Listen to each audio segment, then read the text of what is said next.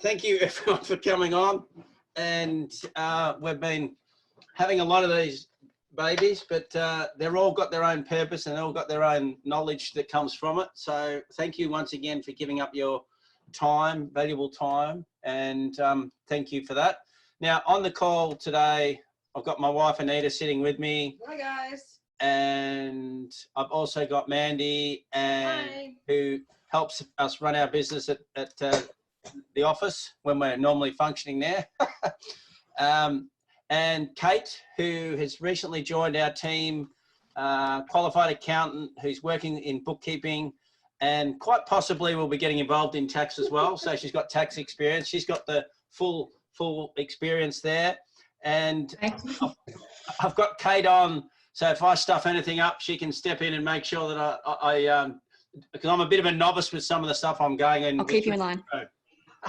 So is that Kate? I'll keep him in line.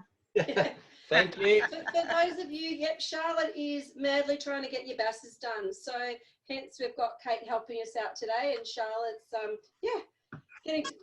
chugging through the bookkeeping and getting those BASs done. Given everything in this climate, we're trying to get all our bookkeeping clients done ASAP, so that we can get onto the one-on-ones with their bookkeeping up to date, fully up to date, and BASs done. So let's get into the presentation. So today it's a two-part. No, two. Part one is we're talking about survival numbers. Oh yeah, but we go off on a couple of tangents with this, and budgets and all sorts of things. And the second part of this, we've got a client of ours, Tracy, who's going to come on and talk about mental health and aspects of mental health. That's up her domain. She's a psychologist, and she's going to, in this current environment and climate that we're living and working in, mental health is huge and going to be even more of an issue, and for us business owners as well as the employees, given we're all having very limited human contact and everything's so different.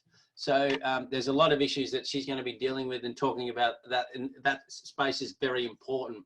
But today initially is about your survival number, and that's super crucial. Oh, what have I done? Hang on. Okay.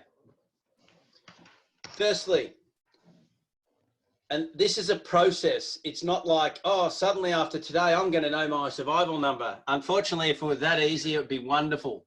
But what today's about is about helping you start that process, giving you a few little tips. You have to do some heavy lifting at your end, and we'll be here to help you come through the other side of that and help you finalize it all. But you have to do a fair bit of the heavy lifting here as well. So hence why this is what this is about, is just to start that process. And it is a process, okay? It's going to take some time. So the important part is you need to know your survival number for you personally and for your business. So what is it? What is the amount that you need a month to survive? And what do you need to survive personally each month? And what do you need to survive for your business each month? Now, during this presentation, I'm going to be going into a Xero demo model, because we use Xero for our bookkeeping, and we use it for our own booking personally, but also for a lot of the clients that we manage our bookkeeping for. We also use Xero. Now, I know this is a dirty word for a lot of people, but Xero has a really good budgeting tool to help as part of managing your cash and finances and books and all that sort of stuff. So we're going to be touching and showing some basic examples in that space, but you can take it a lot further. I'm only scratching the surface today just to give you a bit of a snippet as the sorts of things you can do and the power of it. Now, let's start with your personal survival number. You can get I'm going to give you the cost in a minute, but you can pay for like a very basic Xero subscription just designed for personal use. So if you don't know your number to survive, this will help you personally, help you put that number together. Now on the slide here, it talks about that Xero support has some great videos to assist using all the functions of Xero. Now understand, sorry, I probably should have said, everyone's going to get a copy of this. So you don't have to panic about writing things down madly and all that sort of stuff. You're going to get a copy of this video, so you can pause it and note it down and watch later on, anything we're highlighting in here. But on that note, just to give you a personal thing, our daughter Brittany, who also does some part-time work with us, she was having issues managing her money. And I'm sure she wouldn't mind me saying that because she's in the majority, not the minority, right? So we started her doing this. We got her a little Xero subscription. And, you know, over the last few months, we've been getting that set up with her and helping her design her budget and manage that.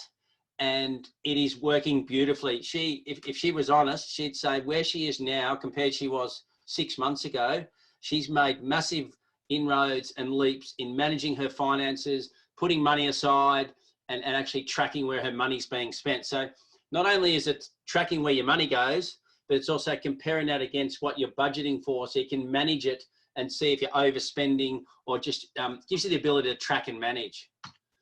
Now, this is what I was saying. Hold on, before we move off Brittany, I want to say that she's actually opened 10 different bank accounts so she can manage her money. And she has just got a dog and she had a Ronnie account. And just the other day, Ronnie's account got emptied because he decided to eat half a chocolate Easter bunny. And had to go to the vet, 24-hour vet, to get his stomach pumped. But anyway, so look, she's probably taken it a whole level that some people might not want, but for her, that's what worked. It cost nothing to do. She set up 10 different bank accounts, and every pay, she funnels money to all the different accounts in accordance with her budget. And then she tracks that. And that, since she's gone to that level, it's made a massive difference to how she manages her money. But this is the product. It's called a non-GST cash book. It's $10 a month for clients who don't need invoicing or GST reporting. So it's very, very basic, but it's awesome because it has daily bank feeds. You can also import them, but the bank feeds are so much easier. And it lets you, the runner of that product or the user of that product, code where you want to allocate them and view data and reports. And it even has a budget feature, guys, which is why, no, that's the business one. We're not going through the personal one. That is why, for that sort of money, it's amazingly good to be able to track and manage and track all that sort of stuff and tweak your money. So it's an important tool to help you survive personally and to manage and track your budget, and to contact us if you want to use this, because it's only available to Xero partners, of which we are a gold partner. Now, business survival number. It's really important, and I touched this up front. It's really important that your bookkeeper has your accounts and transactions up to date before you start this process. Now, I'm going to go through, I'm going to go into the demo company shortly, but to get into it, you go into budget manager, accounting, reports, and I'm going to show you in a second. Then we're going to select the demo company. What we're going to focus on is we're going to focus on the next 6 months of trading, because that's really what we as business owners are focusing on right now is let's call it April to September. That's our period of time we're really honing in on and trying to get through. Right now, obviously it might change during that time, but for now, that's what we're focusing on. And going through this process will give us a good indication of where we're at and what sort of money and financial aid we may need down the track. And it helps identify expense amounts for 6 months. And there's lots of ways of putting these figures in for your budgeting to make it a not too onerous a project to actually key things in. So I'm going to just stop that share for a second. Let me just minimize. Hang on, just bear with me, guys. He's just swapping over. I'm swapping over. So I'm seriously a novice at this. Share screen. Where is it? It's not there. Why isn't it there? I might move that over here, actually. That might be easier. Okay, minimize that. Sorry, guys, just bear with me.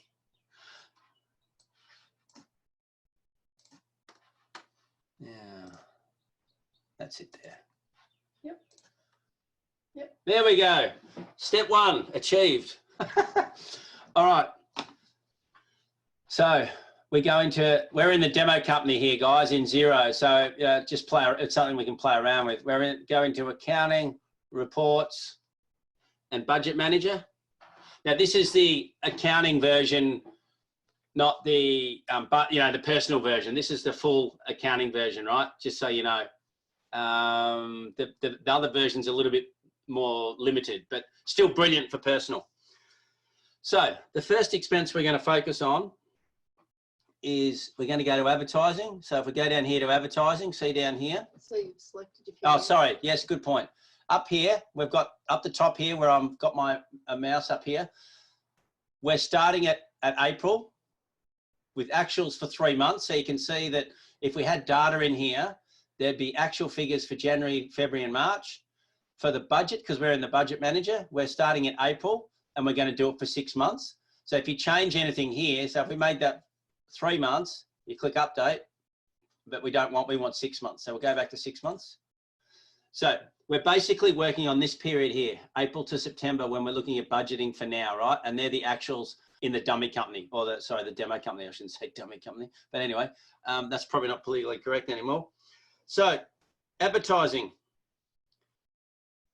Part of what we're going to do, and we're going to show you a few examples, but at the end of this process, if you did this for every expense category you had, at the end of the process, you're going to know your budgeted figure effectively for your business to survive, right? Which is why this tool is so powerful. So, and being able to play with that, you can actually play with it too. So if I'm able to reduce this expense and decrease that expense and decrease that and increase that and all that, it's still able to adjust along the fly, and you can see what your numbers adjusting through the process are. And you can also export this sort of stuff to Excel as well, just so you know, which is really powerful as well. So now let's say, for example, advertising. So let's say we're going to undertake a fixed campaign for the next 6 months because we want to put some money back to try and get our business going again. So here where it says 1,000, you want to make it 500. And by clicking this arrow, you can put apply fixed amount to each month. If you hit apply, boom, it makes it $500 for the rest of the year. So you've automatically gone, boom, there's my advertising fixed amount locked into my budget, right? So that's the first thing. Now, next thing is, let's say you've got purchases. So we'll where's the purchase? Oh, where's it? Oh, sorry, that's what I've got to do, up here. Purchases, right. So say you're going to put $500 of purchases for April, right? So we put that in. And then what we want to do is go, all right, I'm going to drop that down by 5% a month. So you come into here and write minus 5%. And hit apply, and you can see what happens. Your $500 purchases drops by 5% a month for the rest of the year, right? So it gives you the ability to put fixed amounts. It gives you the ability to drop it by a percentage as well, which is really powerful. And next thing, so say, oh look, I'll point out too, guys, because I've been burnt with this before. It's going to save it as this here, overall budget. You can obviously change that if you wanted to. We won't, but you might make it overall budget 2020 play or something, right? Where COVID, whatever you want to do it. Once you call it a name, when you're doing your budget, see this little button down here? Please save that regularly, because this is all in the cloud. And at the end of the day, if you save regularly, you're less likely to get burnt if you have a power surge or if a zero suddenly drops out and all that sort of stuff. It's always play it safe option and hit save regularly, which minimizes your damage. Now, so next thing, see your light and power, right? So you can see it was $400 for March. So let's say that you negotiate with your electricity company to make it $300, 50% discount for the next 3 months, right? So $200 a month for the next 3 months for April, May, and June. And then the electricity company says, okay, guys, now it's going up 10% a month for the next 3 months. So what you can do is go adjust 10%, hit apply. Oops, there you go. I got that round the wrong way.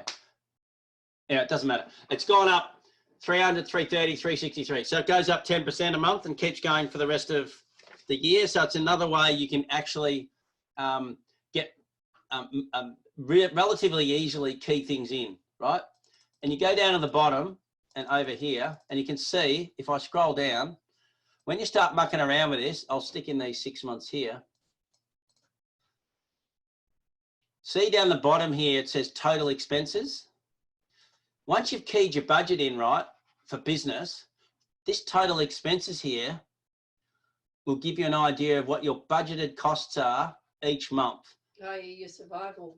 That is, and if you're putting survival, but and this is the thing, if you do your budget, you could probably do 2 budgets. One normal budget for you guys for a normal 12 months, and then a budget for this, let's call it the survival budget, which is where you really trim everything you can known to man. And we're going to come to some of that in a minute. And you can save the different budgets. So up here where we saved it, you can save one called 2020 budget, right? And you can have another one called 2020 budget survival, okay? And different figures in both, and you can save and go into them easily and save them and adjust them and all that sort of stuff. And if we're in survival budget, that means 19,775 is the figure you need minimum to survive for your business, right? So that's the important part here, is the ability to work out your numbers, your survival numbers for your business. So let me now go back. Can I ask a question? Yeah. Oh, sorry. Actually, that's a good. Any questions on Xero while we're in here? That's actually a good point. Any questions on Xero? The stuff that I've gone through here before I jump out of Xero, because I'm about to get out of Xero, right? Does anyone, I'll give everyone a couple of minutes. Does anyone have any questions about anything I've gone through with Xero? I don't expect you to be experts. It's just more, is there anything you want me to show you while I'm in here to get a bit of a feel? Just so you know, we use this ourselves for our business to budget, right? And to monitor our budget and to regularly assess how our budget's going. We key a budget 12 months in advance, and we always assess it every month after we do actual figures. We have a look at it all and assess it. So it's a really good tool and very flexible. And you've got the ability to do your 2 budgets, one for survival mode and one for normal, right? So someone's saying in the background they have MYOB to do they have the equivalent? I know. Yes. Gary, I know you're on there, mate. Can you answer that? Because I know you use MYOB.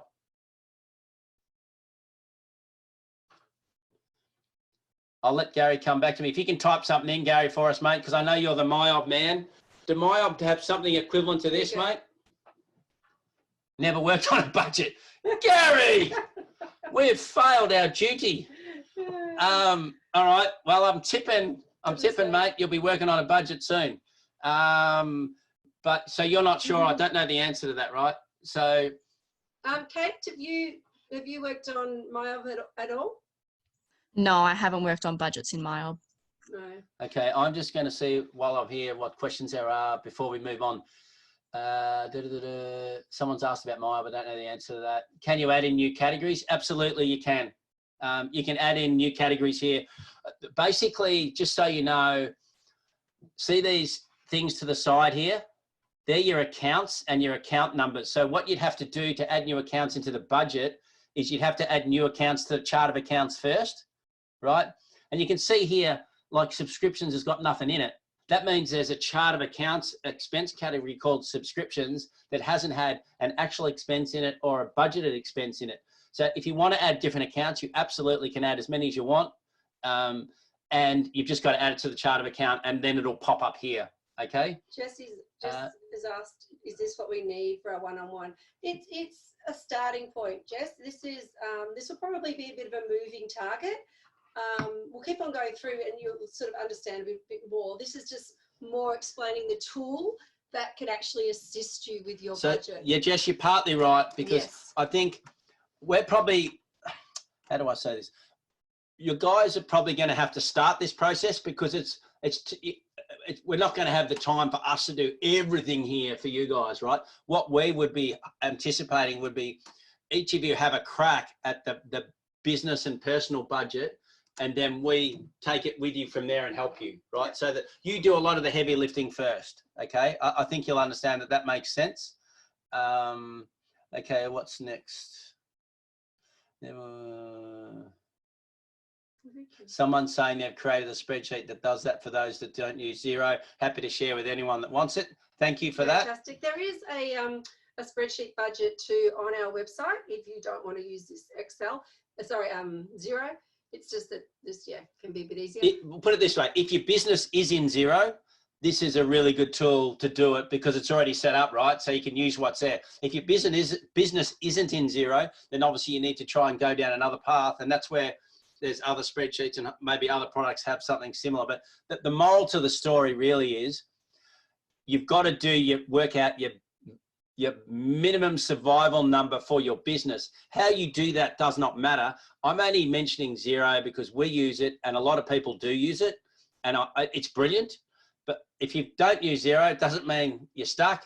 Just work it out with whatever you're using or with an Excel version of the product. It's you just need to have a crack at getting those numbers started, and then what we would do is take it with our one-on-ones and then run with it from there, right? So is there any more Xero questions before I move on? Otherwise, I'll move on. I'll wait 20 seconds. You keep going because it takes so long to get out of here. I'm going to get out of this. Let me go back to my presentation. Just bear with me again, guys. Hang on. Just minimize that. Now, share screen. That's it. Yep. Hey. Back there. Okay, I'm back. So that's just what you went through.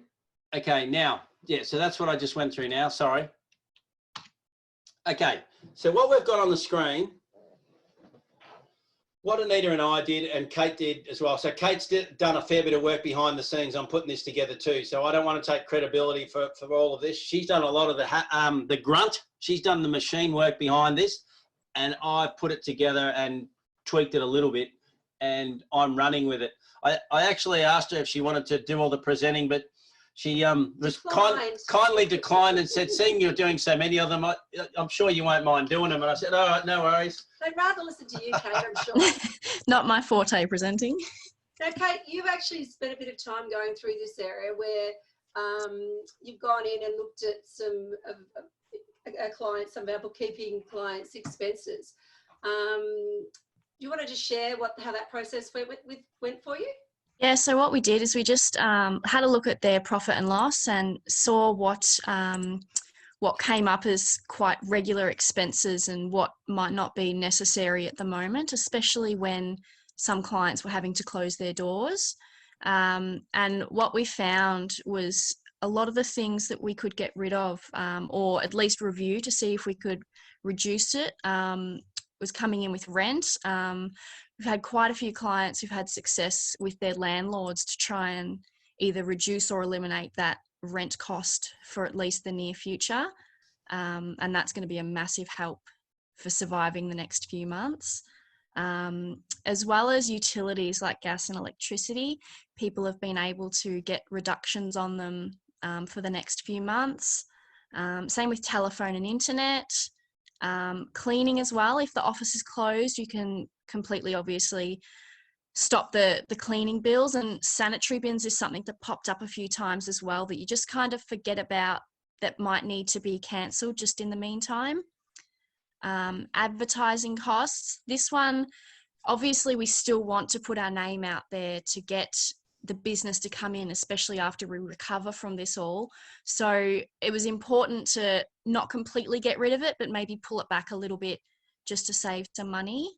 And then other things like subscriptions. So some clients had like Netflix, Audible, and Spotify, things to entertain their clients as they were in waiting rooms or in the room with them, which could possibly be stopped for the next few months while they've closed their doors. And other things like personal softwares that you might use. Quite a few clients had success with getting a reduction on their software expenses through the next 6 months. Yeah. And look, further to that, what we did is we took what Kate's and we added to the list. And what we did is we listed on the screen what we think, there's quite a few there, but what we listed is what the main expenses of most businesses, generally speaking. And the ones we've bolded are ones that we think are big ticket items and also things that potentially you can significantly alter / reduce in these times, depending on your personal situation. Like, for instance, you're not going to be buying assets and heavily advertising, and if you're not employing, you wouldn't be necessarily probably be paying commission. And as Kate mentioned, you can probably negotiate. And look, I know something's come, so please don't answer today. Someone's came up in a session earlier today that I think yesterday the government's announced something with commercial tenancies and this and that, but I think all the states have got to assess it a bit further, and it's not law yet. But we will cover it when it's. We will cover it when it's law. And rent, as Kate touched on, you know, especially commercial rent, I think there's going to be a bit of scope to reduce or defer those sorts of things. And same with repairs. If you're not at the premises, you probably don't need to undertake repairs, and you're not going to be buying stock. And things like HPs and leases, you might be able to get a deferral on those sorts of things. Insurance. Luke was on the other day on one of our insurance guys, and he was saying it depends on the insurer. Some insurers are deferring, but one thing he did make a point of with insurance, when your annual renewal comes up, you have to have been up to date with your insurance premiums. This is where I'd like to say something, if that's all right, Adrian. So when you're going through this process, there's probably two trains of thought. One is we can defer these expenses, or in some of them we can actually cancel them, which cancelling, yep, brilliant. Let's do that if we can. But if we're deferring them, we've got to be really mindful of the fact that we're still going to owe them at the other end, and we do have to track that. So there's sort of two schools of thought here, and one is that you can keep on going, minimizing, reducing the expenses as much as possible, but know what you're up for. And especially as we spoke about earlier on today and in other webinars, having a loan in place that you can actually draw on, so you know where your figure is right here and now, or and know that when you get to the end, that's it.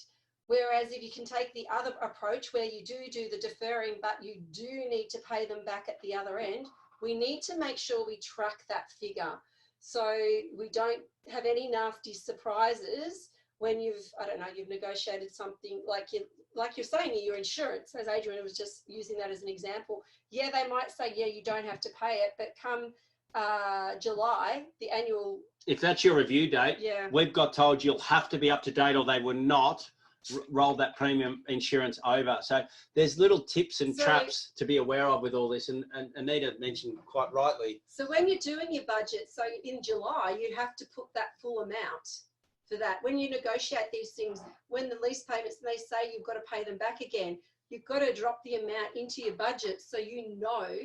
And if you're using zero, yeah, and if you knew you had to catch up 3 payments of something, say in November this year, you'd put that amount in your budget in November this year, so you can actually plan in advance for that, right?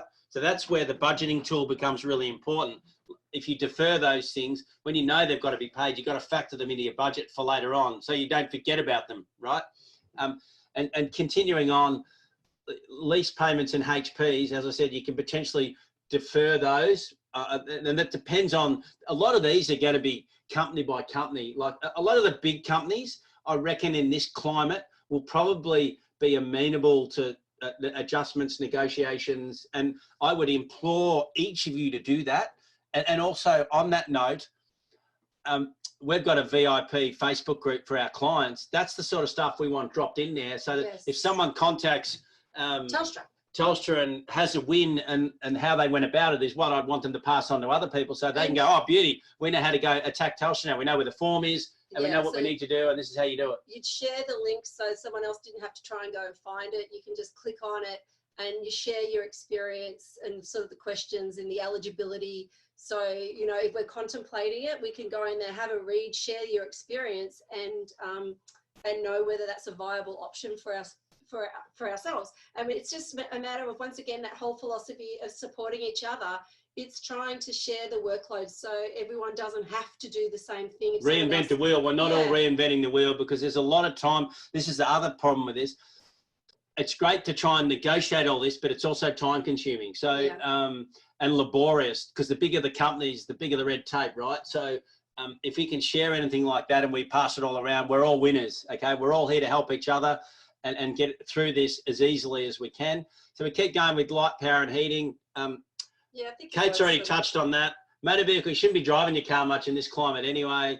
And, you know, some of these other things, you can negotiate telephone and internet. You probably won't be doing any training or travel, and wages, it depends on what's happening with your business. So I just wanted to, because there's lots of these expenses you can actually negotiate, defer, and it's the accumulation of all that thrown into the budget gives you your monthly figure, right? That magic number. So yeah, and that magic number is what we're all trying to get, right, for every one of our businesses, so that we know, okay, the first step is what's that number per month, and that number per month might vary because some expenses might be different. They might be quarterly, they might be bi-monthly. So that's why you've got to factor it all in and know the next 6 months. This is why I want to focus on the monthly number for the next 6 months is what we need.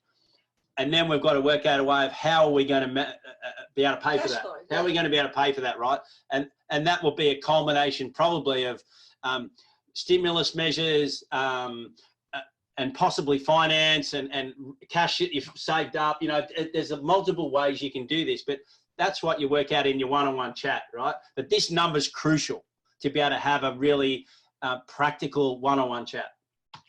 Now, personally, we just thought we'd list a lot of the key personal expenses because, as I said before, you also need your personal budget. You can't forget about your personal, because your business is the feeder of your personal too. The cash from your business helps pay for all these personal stuff, right? So you can't just forget about your personal and just focus on your business.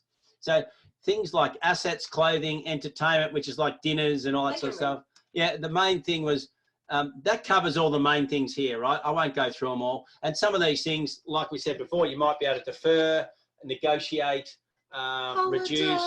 Holidays. I don't think none of us will be having holidays for a while. But anyway, that's the major to us, that what we've listed here, we think is the major personal expenses. You can start with those categories and that would be a good starting point. And like with Brittany and her her zero budget, we started with something like this, and then what happened was over time we just evolved that for other things she's doing, and you personalize it, right, to add the extra things, because you can't have one budget fits all. Okay, next. Okay, leave that there. Next thing I want to do, I'm going to stop that. I'm going to open something else, so just bear with me. It's not ended. There's a fair bit more to go. Yeah, no, it's nowhere near ended. So we've got Trace as well. Well, we want to open another spreadsheet up, so just bear with us, guys. Okay, the novice is coming back again. I'm stopping that share. Any questions at the moment before I go into the next thing? That's probably a good idea. You can try. I'll read the questions to you. Well, okay, I'll get the other thing open while I'll drag that over here. Wait, no questions. No, we'll just give everyone a chance. Okay. All right. Anyway, whilst Adrian, I think he's got it on there now, what we wanted to go through, and this is a little bit more so for our clients, is to say that, you know, we've been working tirelessly these last couple of weeks, digesting all of the changes and preparing these webinars for you. But we've also, as you know, as we sort of just did mention, and this is why we had our call yesterday, that we put all the bits and pieces of the jigsaw puzzle together, and that's where we did get a bit scared that the stimulus package isn't going to be as beneficial, especially for those clients that have been had their companies either closed because of the government or drastically reduced. And you sort of got from case examples there that it's probably... Well, that was last night. From last night's webinar, which you guys should all have access to. We covered all the stimulus measures that were on last night, plus some practical case studies about implementing those and the ramifications of that. And it's not all peaches and cream and all that sort of stuff. So it was just, people should have a more realistic idea of where they're at. Just a quick question, was a bit late coming on, but did you design the budget sheet on Xero, or is it something that's there in Xero? That's their demo model. Yeah, that was out of the demo model. And watch, you're going to get a recording of this. I know this person, they're a client, they're going to get a recording of this. So as is everyone who's on here, so don't worry about that. But watch back on it. I think you'll understand where I'm coming from, but it's through Xero. Yeah. Okay. Now, this is what we've been, well, Kate has, Adrian and I came up with a spreadsheet, and Kate's in the process of dropping all of your personal data in there. So it's all ready to go for our one-on-one consultations. So you or Kate want to have a chat? Do you want to have a chat, Kate? Kate doesn't want to have a chat. Not really. Kate's strangely quiet. But no, only staring, Kate. It's good. Don't worry, Kate can talk. Don't worry about that. But just not in this sort of forum. But so what we've been, as Nita said, we've put a lot of time into trying to develop a system and a process. So while we've been doing all the webinars over the last 2.5 weeks and giving everyone some general knowledge, all our clients and other people, Jesse's clients, etc., we've been trying to keep everyone abreast with all the details of everything. So at least they've got a general idea about all the different nuances and all that sort of stuff. Except JobKeeper, because that's not passed yet, and hopefully that's being passed as we speak. We'll cross our fingers. But what we were trying to do is put together a system and a process so that by the time hopefully JobKeeper becomes law and everything's stable again, we start booking, and the BASs are done, we start booking the one-on-one consults with each of our business clients. Now, what our plan was to have all the, which is Kate's really working hard behind the scenes, putting all the data together. I'm just showing you a dummy version of this. Oh, sorry, demo version of this. I shouldn't say dummy. That's not politically correct. A demo version of this, so that you can get an idea what you can expect when you have your one-on-one. But the idea behind it is that Kate puts a lot of the history and facts here, so that when we're on our one-on-one chat, we don't have to waste time grabbing it from everywhere and all that sort of stuff. We can literally get straight into the guts of it and get into it. And then by the time we finish this one-on-one chat, you should have a really detailed action plan, most of which we do. Everything we can do, we will do, and some of it you have to do, but there'll be a really defined action plan. So for example, the sort of stuff that's going in here is, and Kate's put some, obviously some general information, but what we're trying to ascertain with spreadsheet 1 is, and you can gauge, this is to do with JobKeeper, right? I can say that, but I think people will know that anyway who've been on our webinars before. What we're trying to ascertain is which employees did we have at the 1st of March? Were they part-time, full-time or casual? And when did they start? That way we've got a snapshot there. So when we start mucking around with JobKeeper, it's very clearly defined who can get it, who can't get it, and so on and so forth. And just to say, Kate's grabbed that information from Payroll Zero. Yes, correct. Yeah. Well, not this information, but yeah, yes. If it was your information, yes. It would be straight out of Payroll Zero, okay? So hence why we're getting Payroll Zero access, even if we're not doing your bookkeeping stuff. You can see why we need it. Next screen is that what we're getting next is assuming, in this example here, we're assuming that the the wages/PAYG withholding tax is remitted to the government every month, which majority of people are. Now, we've used that. That's why this report is for the month of March. And you'll know if you've been on our webinars, this is purely so we can work out potentially what stimulus stage 1 boosters you can get and stage 2 boosters, because this is the starting point of that would be the wages paid for March, which is why this comes again straight out of Zero, and it has the gross and tax for the month of March. If it's quarterly, it'll just have the 3 months. And if it's quarterly, yeah, it'll just be January to March. Yep. So it'll look the same. It'll just have different dates and bigger amounts, yep. Right? But we're working this example on monthly because that's the majority of people that we work with.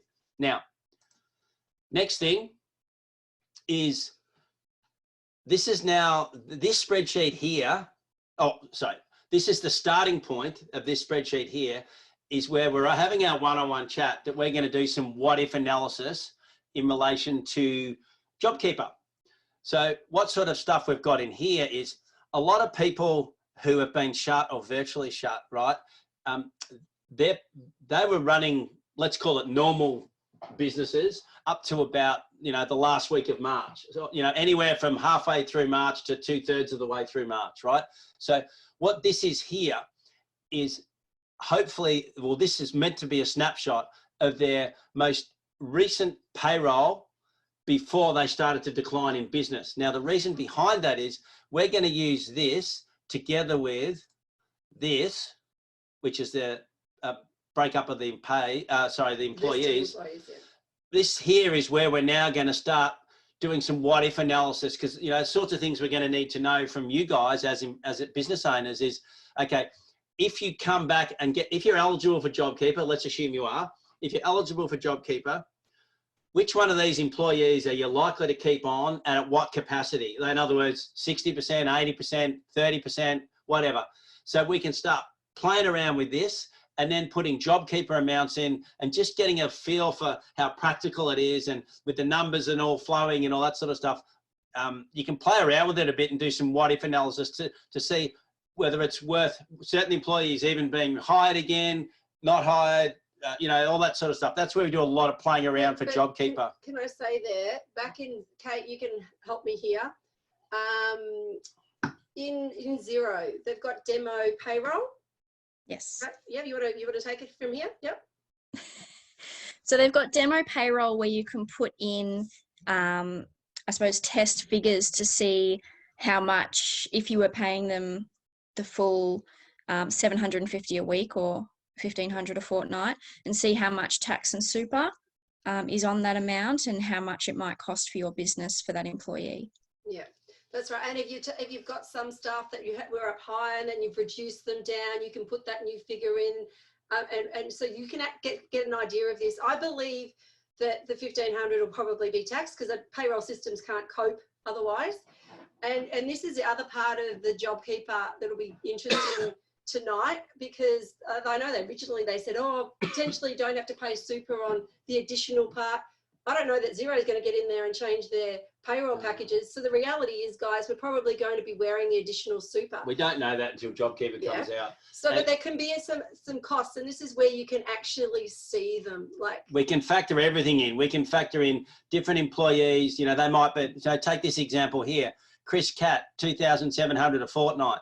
Well, you know, if they were eligible, you'd get $1,500 of that from JobKeeper potentially, right? But if you weren't happy to pay them, you might only take them back at 60% capacity and all that sort of stuff. So this is where you can play around with lots of things and throw the JobKeeper in, and this is where we work together to see how viable it is and who you're likely to take back on and all that sort of stuff. So it's a lot of what if analysis. Now, the next screen for you guys who are on my webinars the other day, I've developed a calculator to help work out the stage 1 tax-free amount and stage 2 tax-free amount from the stimulus PAYG withholding booster.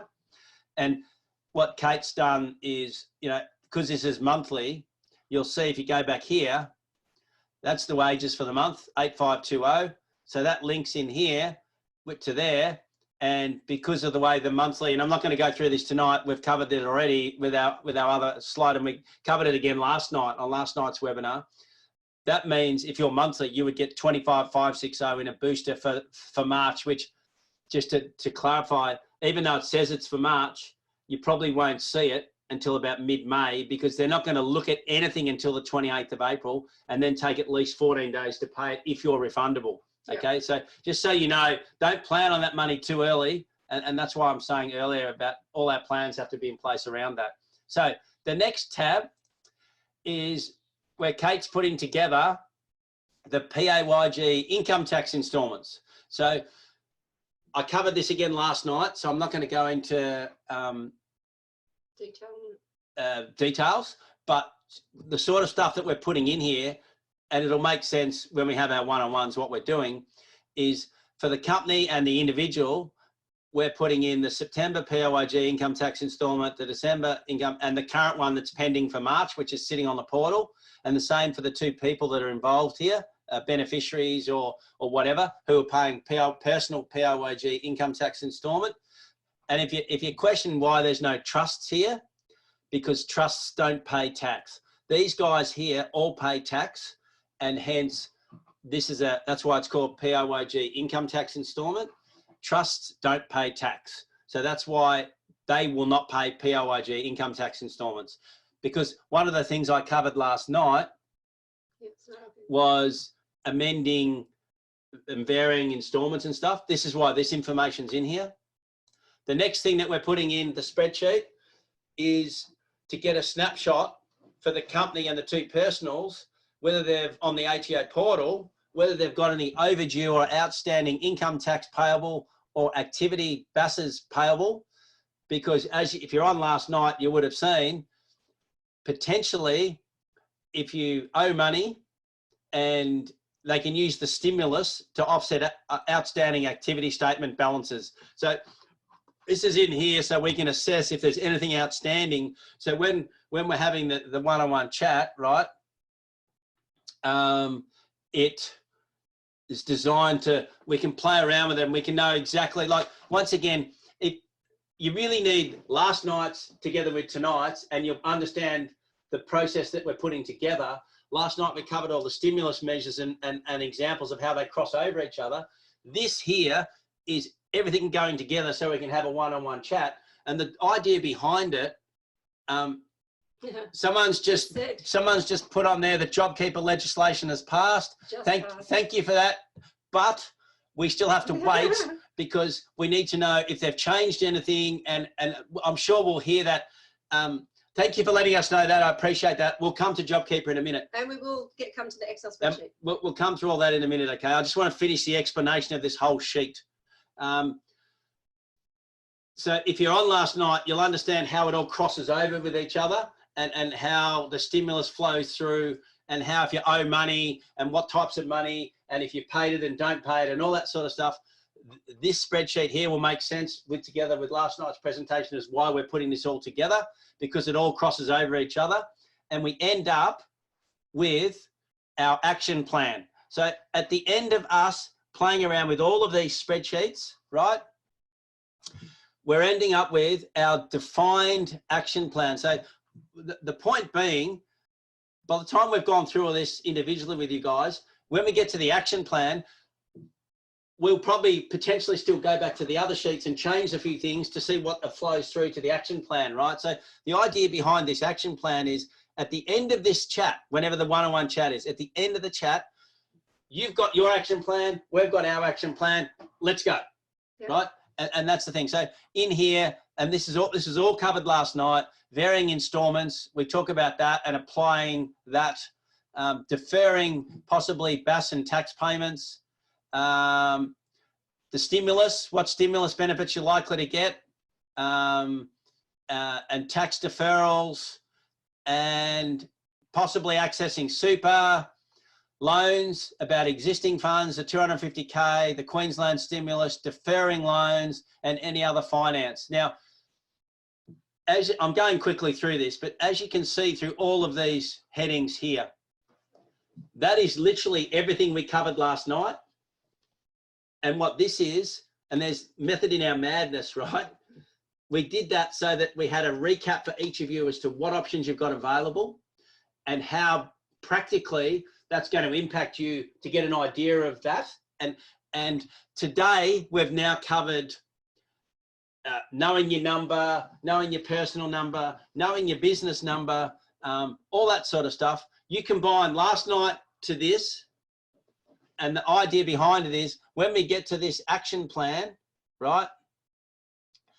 The plan, the idea behind it is we've applied, we're listening to what your needs are, because the whole point of these one-on-one is to literally be able to go, all right, let's now work out what's appropriate for you and your family. So you, your business and your family, and whatever circumstance, I guarantee you this, every one-on-one call is going to be totally different. Every one-on-one call, the action plan is going to be different. None of them are going to be the same. Everyone's situation is different. And the real important thing is we've provided you general webinar knowledge over the last 2.5 weeks for a reason. We had a recap of it all last night with some practical examples, and that now flows to the one-on-one. And which is why we couldn't do the one-on-ones, because as you know, the JobKeeper's only just been passed, as kindly someone's mentioned on this just a few minutes ago. But what we've got to do is now digest that and all that sort of stuff. But put that aside, factoring JobKeeper in, let's assume this is, obviously this is going to be after JobKeeper, right? So the idea behind it is we personalize this action plan to suit you and your family. And then so that you can maximize all the stimulus packages available, varying installments, deferring stuff, getting loan funds, whatever it is, the culmination of all that to give you your numbers that you've worked out to survive through this between your person and your business. So I might stop on that and ask if any questions about this whole, I've got a couple of things here already. Just one for you, Adrian. Yep. Just going back to the budget, just with our clients where we do your zero, Kate's going to kindly do a dump of your expenses at the end of February and put them into an Excel spreadsheet and send them out to you, so then you can start working with them. Cool, thank you. So I'll let people think about if they've got any questions, but the thing about the spreadsheet, we're just getting, Mandy's just checking the website now because we have done one in the past. But you mean the budget? Yeah. No, the budget of the Excel instead of using zero. But I don't know, sorry. If you can let me know whether you're talking about the budget spreadsheet that with the person that let us know about the JobKeeper legislation. Can you let me know whether you're talking about the budget Excel spreadsheet or this spreadsheet that I'm going through here? Can you quickly type something for us, please, so I can answer your question as best as I can? In the meantime, are there any other questions? Okay, thank you for clarifying. So to be frank with you, this spreadsheet is only going to be used by us with our one-on-one chats with our clients, because the whole idea behind it is we were giving everyone generic knowledge to help everyone, because everyone's better for the knowledge, right? But at the end of the day, they'll still see this, though. They're still seeing it, but it's not going to get the action. No, they don't. You're going to understand the method to our madness between last night and tonight. If you had to only watch 2 webinars, it's last night and today is really the 2 you really need to watch, together with the JobKeeper one when we eventually have it, which we'll talk about in a minute. But for us, we've done this so that, and this is why we've deferred our one-on-one chats with our own clients, because we had to wait till all the legislation was locked in and stable, right? Before we can have one-on-one chats. Because imagine if we started the ball rolling on our chats. No, don't touch it. Imagine if you started the ball rolling on our chats, right? And JobKeeper now comes out and it's changed. We've wasted our time having a chat because we didn't know what the JobKeeper ramifications were and how that flows back and affects all these other stimulus measures and everything I covered last night and today, right? So that's the reason why we can't have our one-on-ones until, well, the JobKeeper's law, we've digested it, and if there's nothing else they throw at us, please hope so, please, I'm hoping there's nothing else, we will then have one-on-one chats. So we're going to start to book these one-on-one chats with our clients next week and roll them out from there. But they've got to have their BAS done, and these spreadsheets with all this information will have put together. Yeah. And they'll need to know their number too. They'll need to know. Have an idea of that. They'll need to have an idea of their personal number and business number to survive monthly. And we can have a further chat with them when we're doing that. And yes, there may well be an additional discussion to clarify that. But I'm hoping that after this one-on-one chat we have, that we can take some definitive action, that we'll do everything within our power that we can do to take the load off you, but there's elements of this we can't do, right? So anyway, hopefully then the clients can then start to take some action from there. But I also think for all our the guys that we're working with, I think this is going to be a work in progress moving forward anyway, because this is a starting point, so some definitive action can be taken straight away and work out what that action is and start taking it. So you can do your bit, we can do our bit. But I think this will be an evolving thing, and the number thing, the budget thing, and the managing cash flow thing will be an evolving thing that I think we're going to be working with you guys on as well. Okay, so one of our clients is having problems with the spreadsheet that we've put together. We'll probably deal with that, the PAYG one, where you put the 8.5, this one, the stimulus monthly calc. What? Where's that coming from? Go up there. So they're saying that the figure's not changing and all the rest of it. What's this? We can probably deal with that in a one-on-one. We will work out the spreadsheet with you. The calculator was put together as something to play around with, and when one of the webinars a few ago, I went right into the the calculator and some of the nuances with it. It's not perfect. It's not the be all and end all. It's a starting point to play around with. But when I had that webinar, I went into in detail the nuances you needed to be aware of when you're using the calculator. So I would strongly advise you. It's one of our clients, so don't stress. It's something that we'll be doing the heavy lifting for you anyway. Yeah, don't get correct. Don't panic about it. Right? It's no dramas. So, any other questions about this spreadsheet or anything else we've covered here? Yeah, there's another question from our client. Clarity what Kate might put into the spreadsheet and to whom? Well, is that the one I'm saying that if our bookkeeping clients will drop their Excel? Yeah, that's our bookkeeping clients though. Yeah. If you're not a bookkeeping client, it's not something we'll probably be doing. Because we don't necessarily have full access. So initially, what we're talking about with that dumping for the budget is the people that we do the bookkeeping for. We will help out getting a start by dumping this into an Excel thing that they can start working with, or helping them get it across to Xero easily, or Excel, and then they can key it back into Xero. Yeah. So that's where we'll be starting with that. But from your own guys, if you're using Excel, you can dump it out there and into Xero, and you can dump it into Excel, and you can play with it there too if you want. Right. I don't think there's any other questions. Any other questions on anything we've covered today, tonight, et cetera, et cetera? I'll give everyone another 30 seconds to a minute. And then I'll stop that share. What I might do is I might start. So actually, hang on. What I'll do? Hang on a second. Share screen. So just highlighting here, any questions, issues, comments, concerns, etc.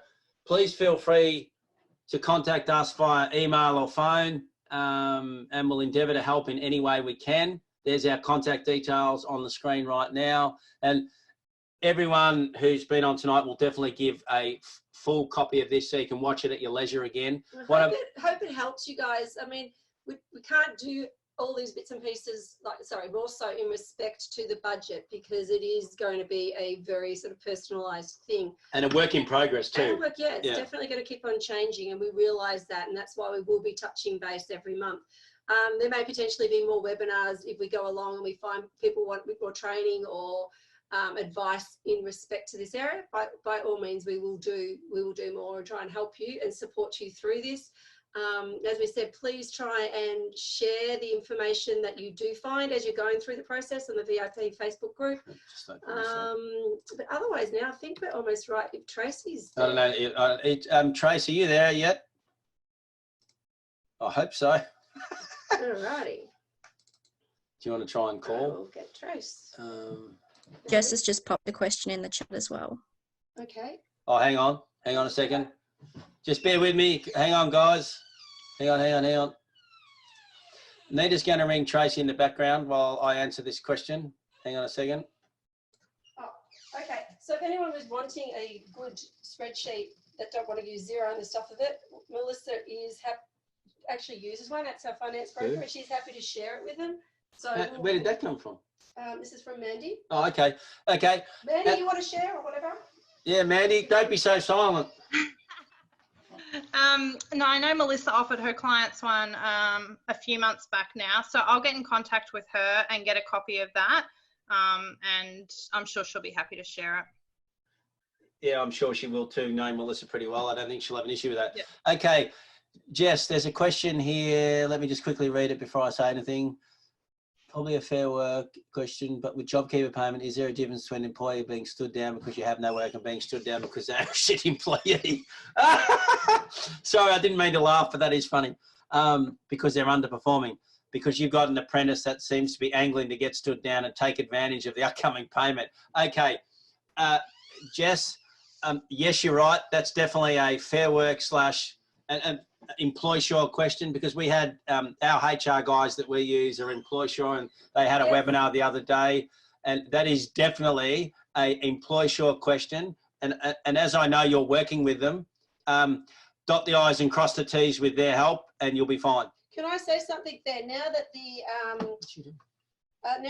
the JobKeeper is out and passed, Employ Sure will do a no doubt a webinar normally about midday tomorrow. Yeah, actually keep an eye on, it's normally about midday, isn't it? Yeah, and I recommend to all of you, we will be tuning in and listening to it and watching it.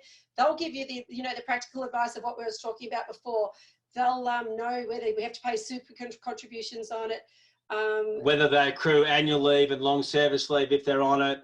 And can you ask them to work more hours?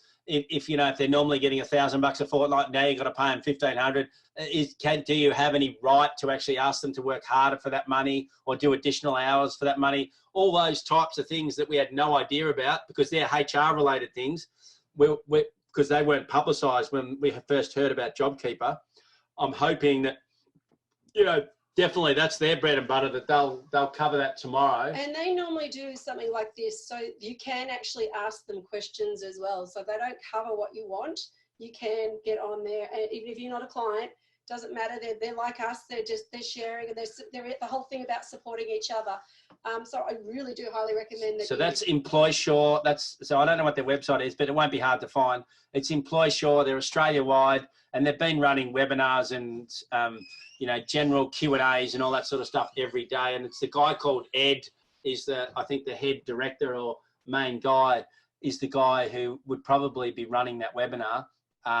So yes, given that it's been passed today, I will be really surprised if they don't have a webinar or discussion Q&A purely on JobKeeper tomorrow.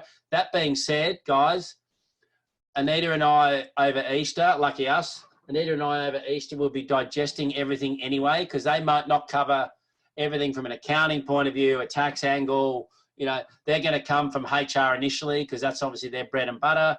They may well cover some of the tax and accounting, but by no means will they necessarily cover every angle of it. So what we're going to do over Easter is digest the JobKeeper rules. And our plan will be to have a webinar late on Tuesday afternoon / early evening, time to be confirmed at this point. But we're going to have a webinar purely on the JobKeeper, like last night, how it was an update or a recap of all the measures plus practical. Tuesday's webinar will be an update / recap of JobKeeper and then the practical elements of it. And if there's any crossover back again, we'll cover that as well. I believe too that one of our clients today in our Q&A session brought up that there was proposed commercial rent. Yes, there is proposed commercial rent rules, but that's not passed yet. And I believe they've got to get it's going to be a state-based thing, not a federal thing. And so it's going to be something that state by state. A technical issue here. Tracy's like. Yeah, she just logs in. Yes. Sorry. So Tracy's about to log in, but so we will send a link out for that, guys, as well, for the webinar for Tuesday. It'll be late Tuesday at this point. Don't know about the time 100% yet, but keep an eye out for that, because it's definitely essential for you guys. It'll be an A to Z of JobKeeper that we'll put together for Tuesday, late Tuesday. Okay. Now, I'm just waiting for Tracy to sign in. Any other final questions before I hand over to Trace? Not necessarily on what's been done today. There's a quick question. Just anything. If there's a quick question about anything, not just what we've covered today while we're filling in for 30 seconds to a minute. I'm after. Yes. Yeah, no, just tell her to sign in. So any questions? Mandy's got something she wants to share. Mandy, go for it. Sorry, I've unmuted myself now. I think I'm more of a beginner than Adrian is. I've actually just found the spreadsheet that we created a few years ago for our clients. So we'll just have a quick review of that and pop it up on our website as well. And that's a good starting point for a personal budget, right? Yeah. So it gives people who don't have something to work with at least something to start with, right? Because you don't want to have to reinvent the wheel. We did something, I know what Mandy's talking about. It's been a while since we've looked at it, but even if it's not perfect, it's going to be a damn good start for you guys. Okay, so we will post that up on our website. It'll probably go, where will it go on our website? Resources. Hang on, let me just open that up. Just had it up. Hang on a second. What is she doing? Yeah, she's coming. Okay, just let me go onto our website quickly, guys. Hang on. You can't see. Under resources, Adrian. Yeah, but under what? Under resources. Hang on. Are we meant to be seeing this? No, you don't need to see it. It's probably going to be, is it under checklist, Mandy? Do you reckon we'll put it? Resources and checklists? Resource, yeah, it'll go under there. So under resources on superioraccountinggroup.com, resources and checklists is where we'll put it. And just so you guys know, reinforcing, we also put all our webinars under resources and then webinars too. Did we send her the link? She's having troubles. Sorry. Tracy's having technical issues. It's a day of technical issues today. Hang on a second. Sorry, guys, just bear with me. Oh, sorry, no, it's okay. Sorry, thank you. Hang on. Sorry, guys. Tracy's having trouble getting on. So just hang on 2 seconds. Bear with me. Sorry about this technical issue.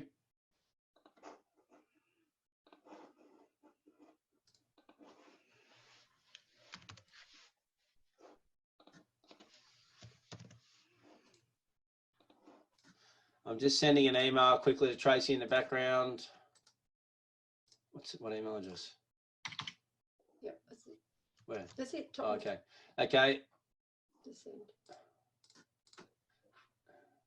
Okay, just bear with me. I've had to resend the link because she had trouble getting on.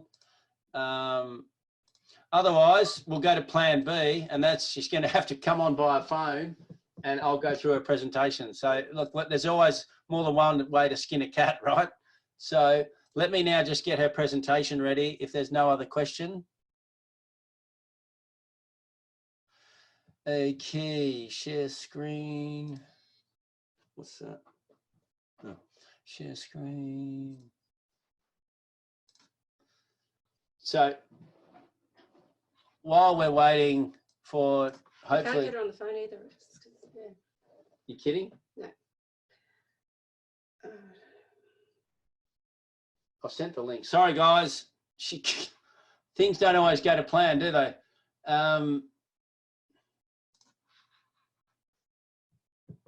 Just bear with us for 30 seconds.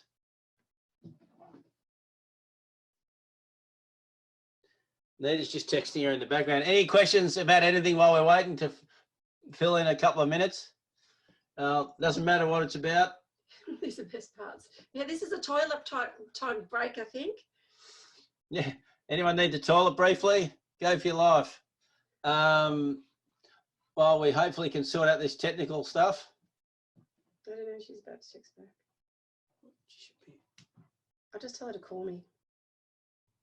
And we'll do it over the phone. Okay. Do we have an Anzac Day long weekend? When's the 25th? What day does it fall Yeah, on? I actually don't know the answer to that. What's the 25th this year? 25th is Saturday. That's actually a good point. No, they don't normally do. I think with Anzac Day, we all cop it. Mind you, I don't think we're going to be working anyway, but I think with Anzac Day, a lot of the other holidays, Mandy? I think you get the Friday. Mandy?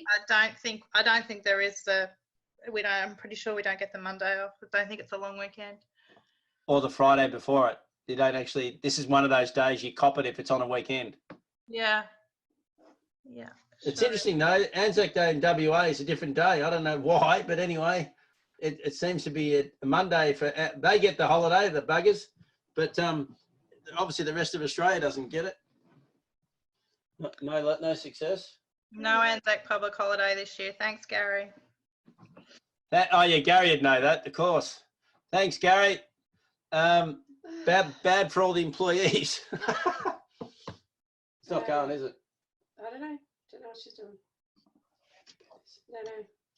Well, I think she gets give us 2 minutes if you can. If we can hang on for a minute or two. Talking about public holidays, it'll be interesting to see because I was saying when we had employee show on. You want to share that? Yes. Yes, that's a good point.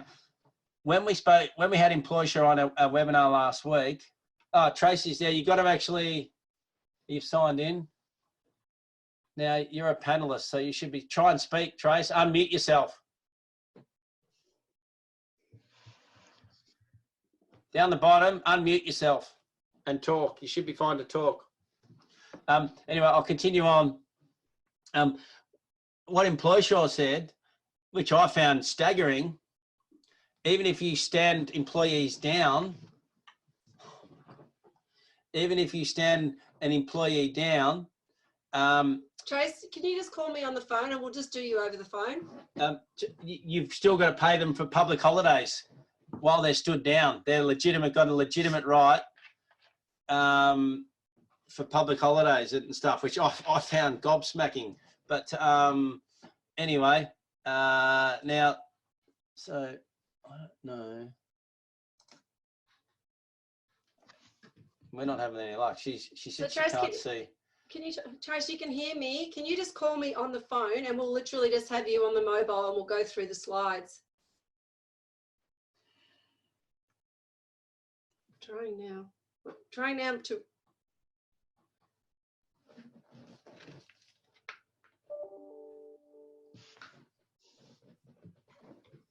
So Tracy, Oh, phone app. Okay, go plug it in quick. are you looking at on the computer to try and, have you got your speaker on, Trace? Not listed as a panelist up the top. Okay, she's come on with not listed as a panelist. She is a panelist.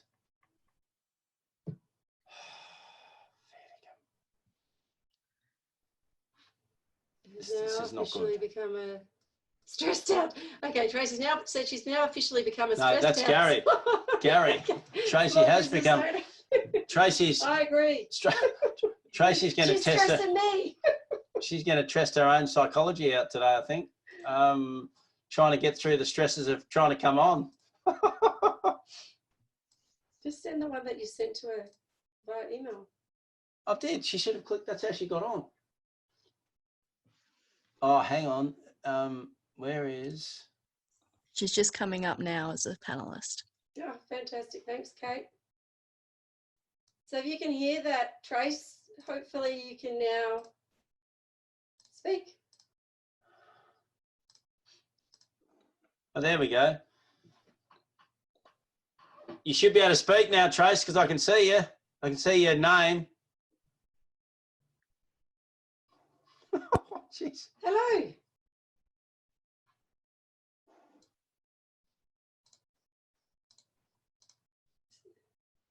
You don't have to unmute. Here we go. She's on. She just needs to speak. Is that Trace? No, but she's on. She needs to be able to speak. She should be able to speak. Okay. No, I can't hear you, but I can hear you on my phone, so we can do it this way. Trace, on your computer, is your speaker on? Yes. Then you should be able to speak. Because if I'm hearing that, I should be able to hear you speak.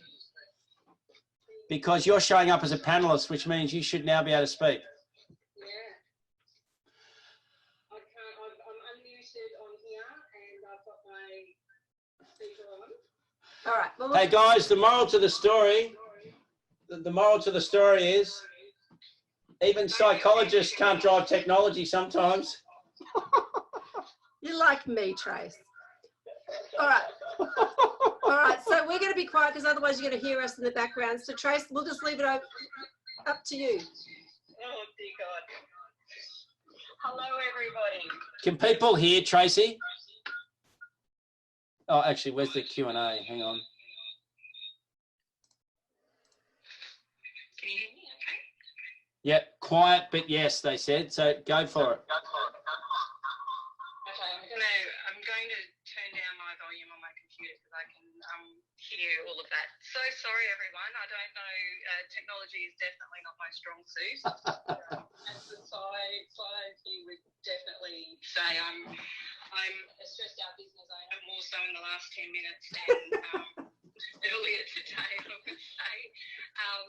So thanks for sticking around long enough for this part of the session. Adrian, can you move to the next slide? Yep. Oh, hang on.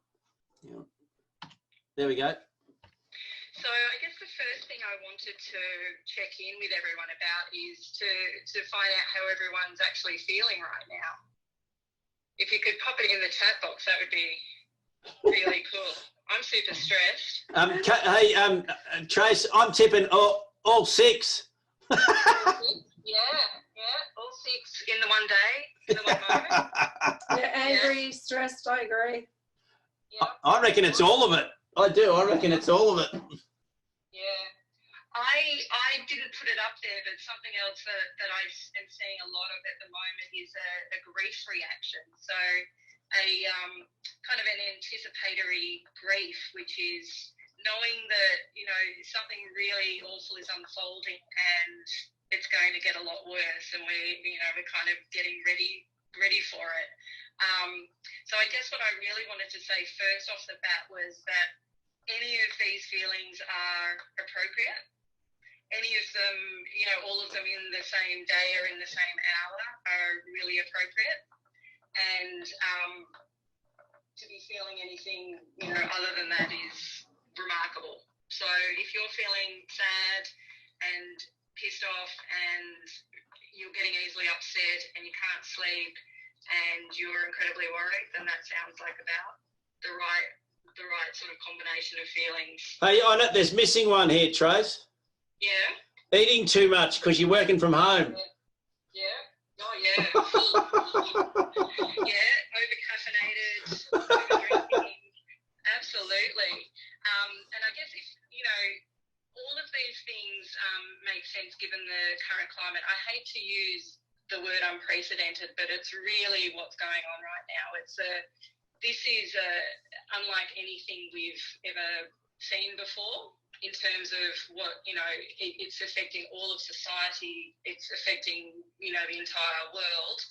And as humans, we're not really equipped for it. And one of the main things that can sort of lead to a lot of distress at the moment in a time like this is the uncertainty of it. As humans, we're not very well equipped to deal with uncertainty. If it's bad news, we can kind of, okay, get on with it at a certain point. If it's good news, well, there's no problem. But not knowing is actually one of the hardest things for people to deal with. I agree. And we've got nothing but a lot of uncertainty going on at the moment. So, you know, I think the message in this slide is really to be quite kind to yourself and to, you know, whoever else you might be sharing your household with, to give people the benefit of the doubt. I guess everyone's sort of suffering and they might be showing it in quite different ways. Sorry, go. Yeah, and Trace, the other thing is, as humans, right? Oh no, I'll mention that in a minute. What I mentioned about food, someone else said about alcoholism. So, Here you show. and maybe a combination of both. Too much food eating and too many alcoholic beverages. Just hopeful that at least you can eat while you work.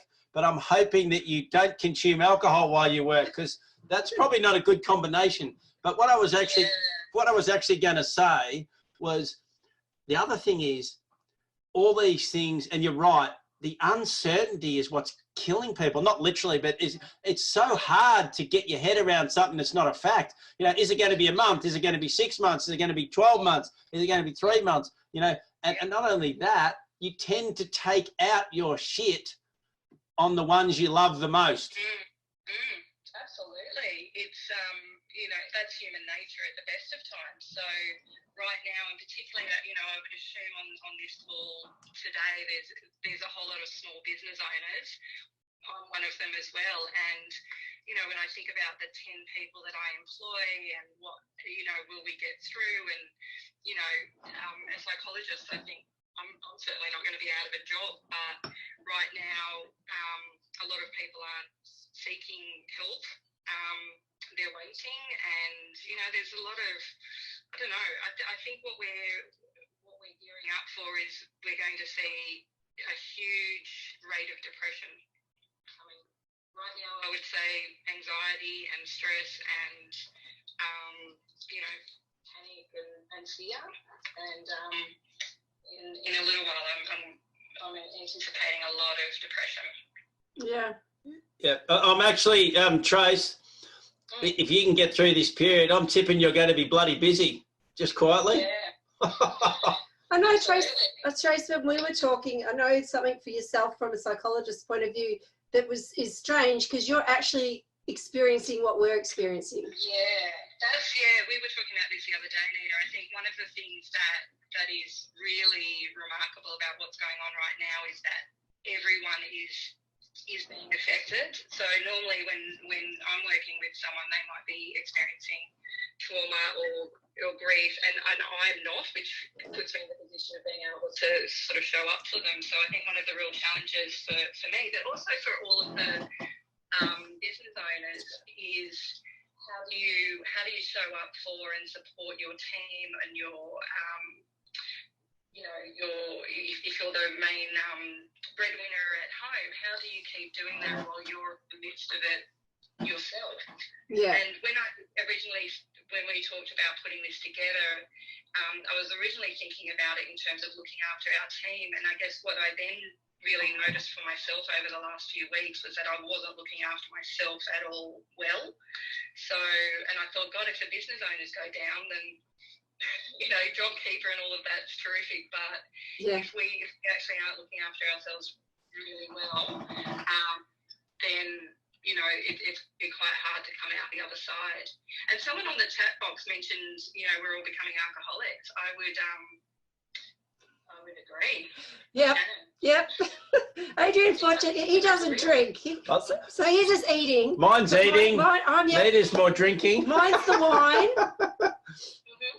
And I find at work, when you're at your office or wherever you are, where you run your business from normally, you don't pick as much with food because you don't have all the snacks there. And someone put something up on Facebook yesterday, which I really laughed at. That they put a photo of a fridge with the fridge door open and a sign saying, "You are not hungry, you are bored," right? And then Nita and I added, "Or you are stressed." It's a really normal reaction just to take to try and take a break from what you're sort of dealing with in that moment. Do you want to go to the next slide? Yep. I'll talk through some of the things that I thought. So I guess we heard a lot, put your own oxygen mask on first. So I was kind of thinking about psychologically what that means right now.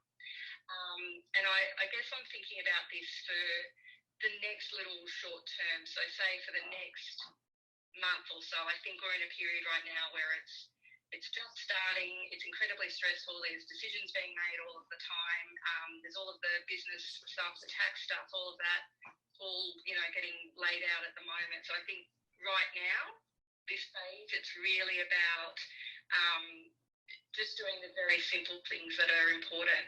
So routine. And I've made sleep bold there because that is probably one of the most critical things to be looking out for right now. It's got such a relationship to mood disorders that, depression and sleep problems go hand in hand, and sometimes it's, the chicken or the egg. So if you can try and stick to a decent, consistent sleep schedule. I know for myself, a couple of weeks ago, I realised that reading the ATO website in bed probably wasn't conducive to a good night's sleep. Oh, I thought it would have bored you to sleep. No, not when you're trying to decipher JobKeeper and what it means. All of that sort of stuff. I was thinking, hang on, what am I doing here? The other thing I would put on there is to be really conscious of how much information you're consuming about what's going on. Yes. And where you're getting that information from. So at a certain point, there's probably no new information to gain. So getting the daily count of numbers of critically ill and sick and dying and, what Trump's doing, it's going to lead to more distress and more hopelessness, I would say. So I actually agree with that, Trace, because I'll tell you now, if I never hear the word coronavirus again, I'll be bloody happy, because Facebook is flooded with it. The turn on the TV, there's ads about it, and the news, the newspapers. My God, it's just all consuming. And look, I get it's serious, and I'm not trying to belittle anything to do with this. It is massively serious, which is why we're doing our bit and working from home, right? But like you said, you don't want it to be all consuming. Well, as a normal business owner, we wouldn't really watch the news and all the rest of it because it's sensationalized. All I do is watch the sport. Hell yeah, and there's no sport on, so bloody hell, So yeah, it's a matter of taking that same philosophy. You know, we'll wake up in the morning with to the radio, and we'll hear the critical numbers and all the rest of it. And okay, that's enough. And then it's yeah. So it's agreed, because social media changes everything too. Yeah, it's in your face. In your face. You can't always rely on, you know, who's putting out the news and what you're reading on something like Facebook. So I would say choose a really reliable source and check in on it occasionally if you need to. Other than that, it's probably doing you a real disservice to keep watching and consuming it. The other thing, someone's just put in the comment box. Yeah, social media. It's look, it's pretty disruptive when things are going well. So particularly right now, it's not a great thing. We were laughing before about alcohol, but that's actually a really important thing to keep an eye on at the moment. Really normal to be having a couple of glasses of wine of a night. I know I certainly was a couple of weeks ago, drinking a lot more than I normally would have, and then I just thought, you know, one day I felt a bit proud of myself because I didn't have a drink on a Wednesday night, and I thought, oh my God, you know, you were never the person who used to drink 7 nights a week. So you don't want to get through this really stressful time and then end up with a bit of a drinking problem. So I'm glad you didn't bold that one, Trace. I think exercise is crucial to try and balance everything out a little bit and get some of the stress out of your body too. Absolutely, yeah. Get moving, get some fresh air, get sunlight. I think one of the risks of working from home is that, you know, we're not going to move our bodies or get any daylight either. So to really, you know, make sure you're getting some kind of movement every day. The other thing I think is worth really thinking about as a business owner in particular, or as a breadwinner, is to think about what support you really need and who to seek that from. So the webinars that you and Anita are doing is one avenue to kind of go, okay, I need to get across this. It's not the sort of thing that I would normally be doing, you know, 3 or 4 nights a week, but right now nor us, Trace. you know, but who has the information that you need? And I would always suggest as well to really think about who is the right person for the job. And when I say that is, you know how there are just sometimes people in your life that you know, they might be getting really worked up about this, they're really stressed, they're easily upset. Those are not the people to be sort of reaching out to right now, even if it might be your mother, your sister. You know, really think about someone who might be keeping a balanced perspective at the moment, and that's the right person for the job if you're feeling really overwhelmed and need someone to bounce some ideas off, or just, you know, say that you're having a really hard day too. So think about who you're going to reach out to. And also, you know, for those of us who are, you know, I'm lucky in many ways. I live on my own with a dog, so I don't have many competing demands at my house. But if you're at home with your family and you're trying to do schooling and, you know, maneuver all of that, then it's a really important time to communicate really openly with your family or with your partner about what you need help with. And if you need a couple of hours a day where you can really concentrate on working out some problems for the business, or getting your head around JobKeeper, or, you know, all of getting your BAS done, or whatever it might be, then see if there's a way of planning for that. I know it's not an easy thing, but more likely to happen if you can kind of go, you know what, do we give the kids TV time from 2 o'clock just so I can get this done? And to keep in perspective some of that homeschooling stuff, that seems it's really impossible ask to parents to all of a sudden, you know, receive the school's curriculum and have to monitor work. Uh-oh. My phone tends to just drop out. Hello, Trace? Uh-oh. Hello? You want to try and call her back? She's bringing me a no caller ID. It's not a normal number. Do I hang up? Yeah, hang up so she knows it's ended. Hang on, let me send a note to Tracy. Sorry, guys. Sorry, Tracy's dropped out. Hang on. Gee, she's not having a good run today. I don't know about you guys, but my phone over this whole issue, whole period, it'll just do this all the time. Just drops out.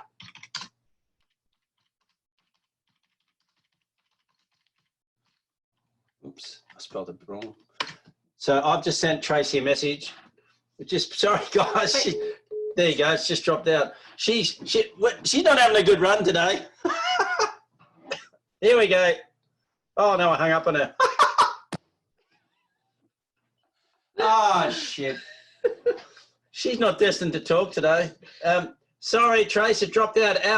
Our mobiles are dropping out wherever and whenever since everyone's been working from home. Oh my God. Go again, sorry. This is a comedy of errors, isn't it? Comedy's I was right. saying something magnificent as well. No one heard. You're gonna have to redo it. Where was I up to? You were just talking about family. Communicating with your family. Yeah, so communicate with your family, but I would also include there your team. So if you're sort of got people still doing some work for you, to be really really communicative with them.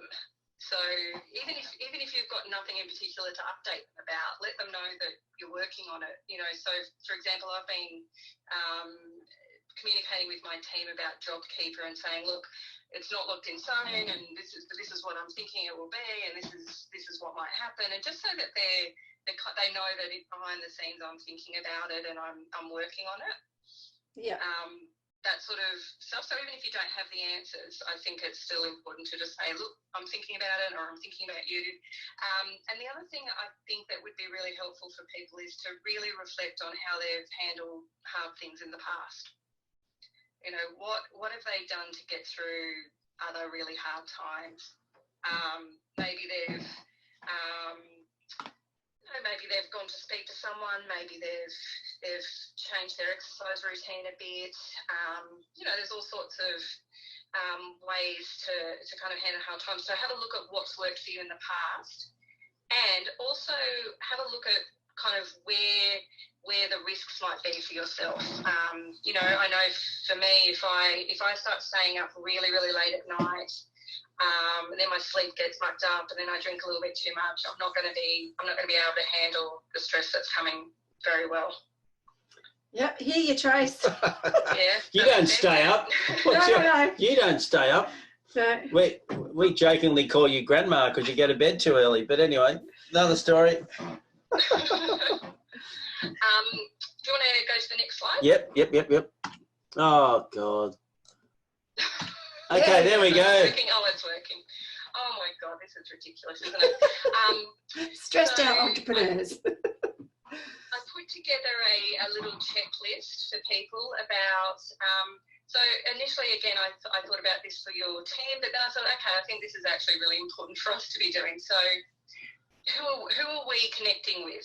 Who are we going to check in on, or who are we going to connect with? You know, I think as business owners, often we don't put our needs anywhere on the list, and we don't, we kind of a little bit bulletproof, or, you know, we can handle anything. And I don't think anyone at the moment is handling anything particularly well, or, you know, we might have our moments. So make sure that you're connecting with people. I think this is one of the psychological challenges that is coming up for us, is what expectations of normal am I letting go of? You know, the way life used to work and how everything used to run, and that's all out the window. So to kind of just, I don't know, and accept it, I guess, anticipate it, name it, accept it, to make sure you're getting outside. So how am I getting outside? How am I moving today? What breaks am I taking today, to make sure that you know, I know certainly my working hours have become very fluid, and I need to pull that back quite a lot. You know, not helpful for me to be, you know, doing admin work at 11 o'clock at night, for example.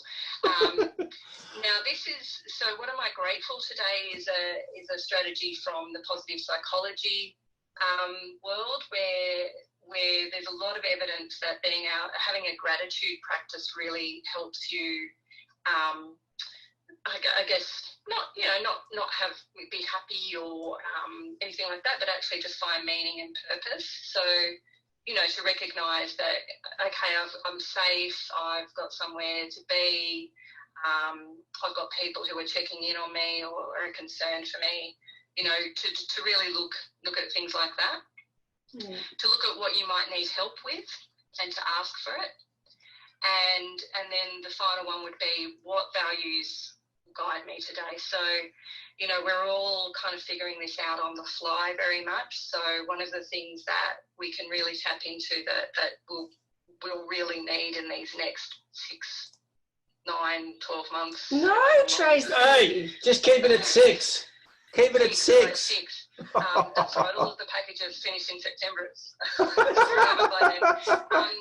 Is to really look at what values are really important to you. They existed before this. They'll get you through this as well. So whether that's humour or kindness or challenge or whatever it might be, to really kind of identify that. There are some different sort of ways you can do that, but kind of go, what's really important to me? What's going to help me get through this? We need it more than ever. It's interesting you say all that, because one of the things that we love about what we do, aside from helping everyone, stating the obvious, is the crew that we work with together. We have a great time, because when we've got our head down and our bum up, we're working our bum off and giving you 100% capacity. But in and around that, we have a lot of fun. We like to laugh. We like to take the piss. You can't be serious all the time, right? So part of the environment and culture we have is to have some fun and at each other's expense quite often, right? So we're really missing that, and we're trying hard to recreate that on Zoom and phone calls, and it's not the same, but you've got to try. You've got to try and keep the things that you really enjoy about what you were doing going as well. Yeah, I would agree with that 100%. And that's also something I'm really missing about being in the office is I have a lovely team of people that I work with, and I'm really missing seeing them. So we're having a Zoom morning tea and a Zoom afternoon tea where we're not talking about Medicare or JobKeeper or anything like that. We're actually just chatting and and I think, as you said, it's hard to recreate it on Zoom, but that's the way it is right now. So we've got to really put in the effort to try and create something new from that. It's unfamiliar. It would be easy to be like, that's too hard, or it doesn't feel the same, and it's that's not going to work. So it's kind of like, okay, this is different. What does it need to be then? Do we need to set everyone a challenge? Do we, I don't know. I'm sure maybe people have already uncovered some great ideas. I can see in the chat box someone is saying it's not easy working from home and some people just can't do it. I would agree with that. And so I think it definitely has some different challenges working at home, and so important to look out for your team members and for yourself in terms of managing your workload, because we're all being forced to work from home. This isn't a choice. And yes, and the other side of that coin is what we're trying to do in our business is try and still keep the service levels and advice levels and all that up to the standards that we try and deliver, and that's not as easy when you're not all together. So that has its challenges, but we've all just got to do the best we can do, right? And find a way, find a way. Yeah, and I think that's where making room for all of the different reactions that people might be having right now is important. So some people might be really stressed out and kind of getting hypercritical or really easily irritated. Other people might have, sort of not doing very much or resting a lot. Like, all of those are actually really normal responses to stress. So there's sort of some really interesting literature about over-functioning and under-functioning in relation to anxiety and stress. And so some of us, you know, work out a plan for the next 6 months. We've got a checklist, and, you know, and we're getting, you know, everything in order and micromanaging things. And then other people might in response to stress almost put their hands up and go, this is too much, I'm overwhelmed, I can't deal with it right now. And both of them are reasonable responses to stress, and both of them are usually quite understandable in terms of people's families and how they've grown up and things like that. So we've kind of got to make some room for some of those responses, particularly right now when this is all just unfolding. And you've made the point, and I want to highlight it too. You've got to cut slack to everything. So you've got to cut slack to yourself. You've got to cut slack to your business. You've got to cut slack to your clients. You've got to cut slack to your family, because these are not normal times and bloody challenging, actually.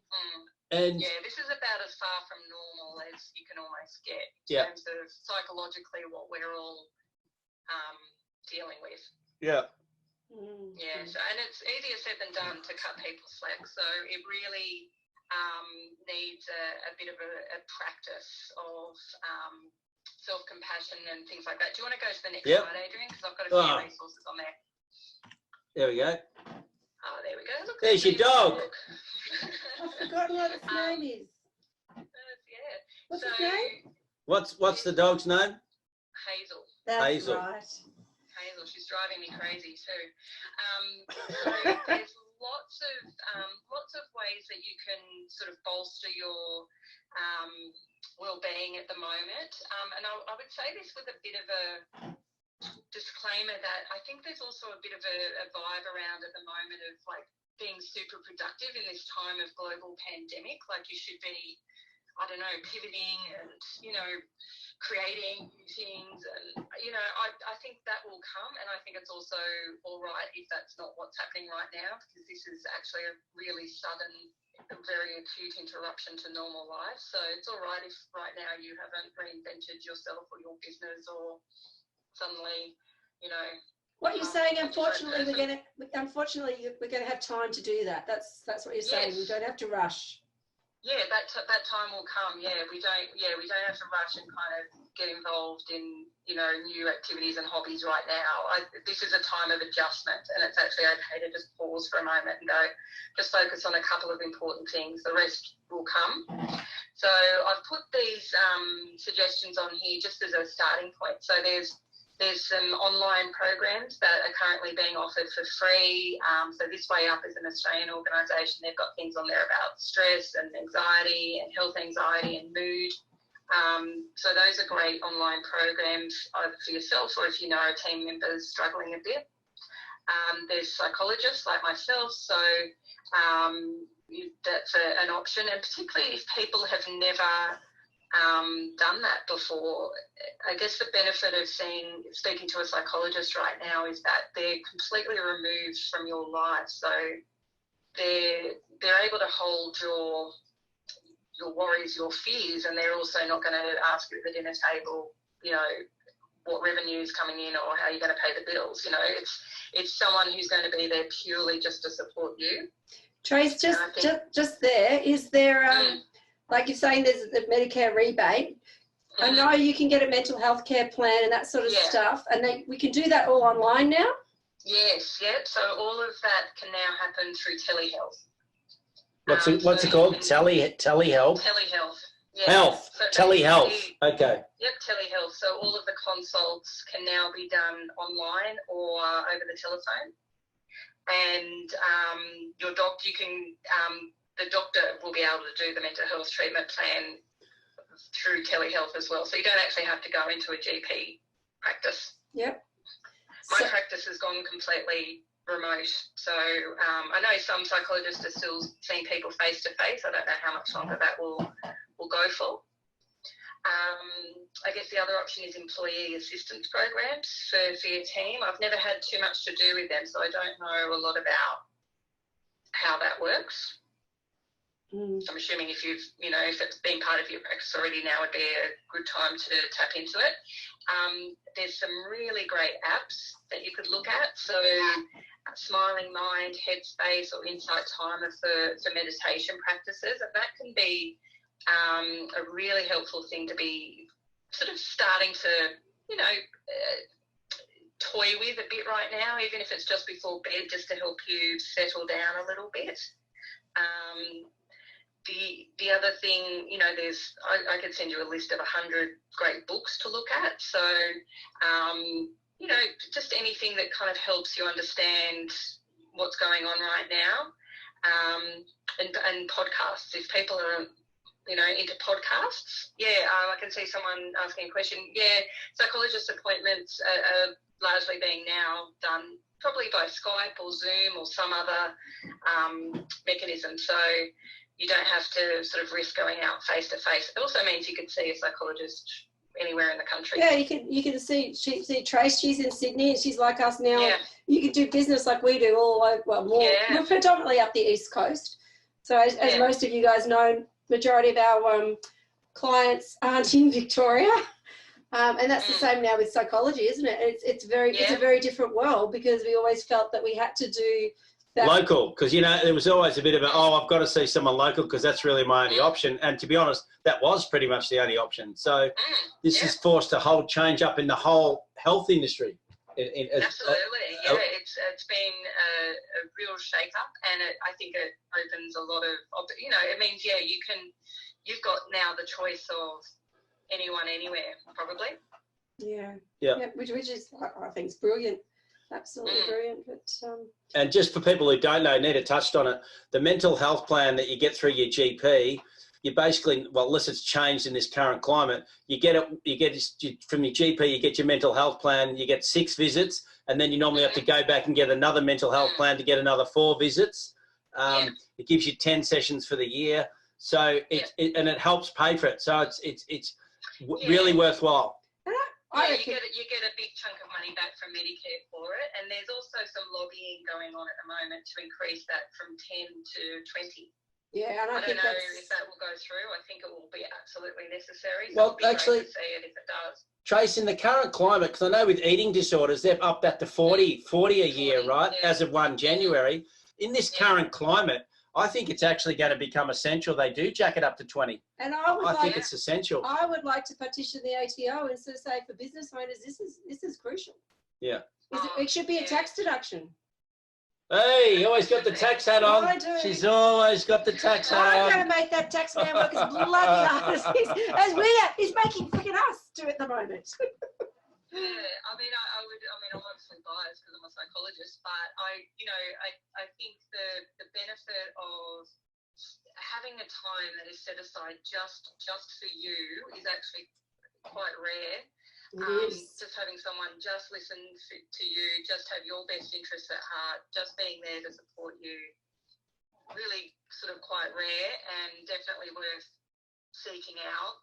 This is not a time to sort of tough it out and pretend like, it's not affecting you, because I don't know. It's affecting everyone, Trace. It is. It's affecting everyone. Of course it is. How could it not? There's probably something a bit wrong with you if it's not impacting on you in some variety of ways. As much as I'll say something else too.